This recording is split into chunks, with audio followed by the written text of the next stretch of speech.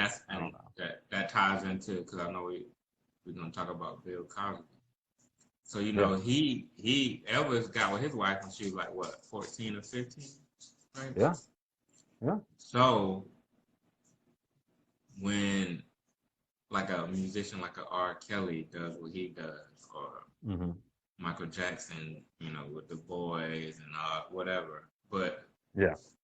do we go to the category of I'm going to appreciate the work that they did, even though they had questionable character, or do you just be done with them altogether? I think it depends. A, a severity has, a lot to do with it and how much it actually affects you. Um, Also, what it is they're doing. So, for instance, we'll take two people, Harvey Weinstein and Kevin. What was his name? The other actor, Which one? Kevin Oh, Spacey. Spacey. Kevin Yes. Spacey. Yep. Yeah. Both fell from grace at the exact same time. Mm-hmm. Now, you could easily be like, all right, I'm not going to watch any, Kevin Spacey movie now because I don't want to support and his falling from grace and everything like that. And that's hard to do, or it's easier kind of to acknowledge that because Kevin Spacey is in front of the camera. Now, if you had that same mentality and say, I'm not going to watch a Harvey Weinstein film anymore, well, he was never in front of a camera. He was a producer. And guess what? He produced hundreds of movies. So are you going to take that same mentality because it's not put in front of you, both ways?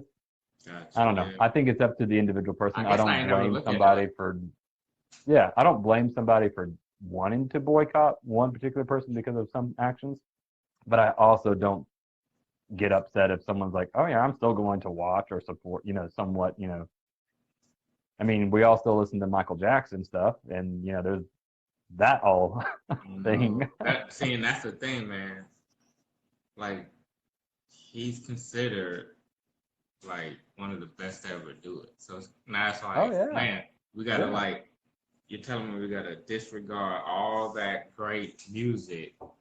Sound like, because he's one of those rare artists where you can put him on no matter who's in your car, no matter where you're at, cookout, wedding, like Michael Jackson music can be played anywhere.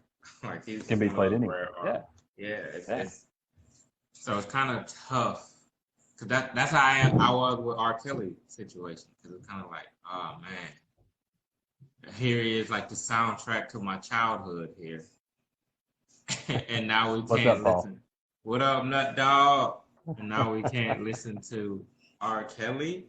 So I guess where I'm at with it is, we pretty much wouldn't be able to have any form of entertainment if we go by that theory. If we be like, okay, we're just gonna, anytime somebody does something bad or immoral, we're just, you know what, all right, they're done. Now that's done, and now I can't you lose a lot. And again, that's the standard of what we judge people by also changes, every 10 years. I mean, people knew what was going on with some of these people, years and years ago, and they're like, all right, keep going, or, whatever, hide it. But, nobody cared.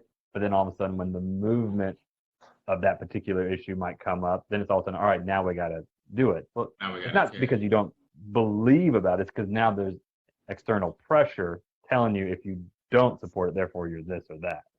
And because I saw something about Nikki Bella apologizing from a 2013 interview.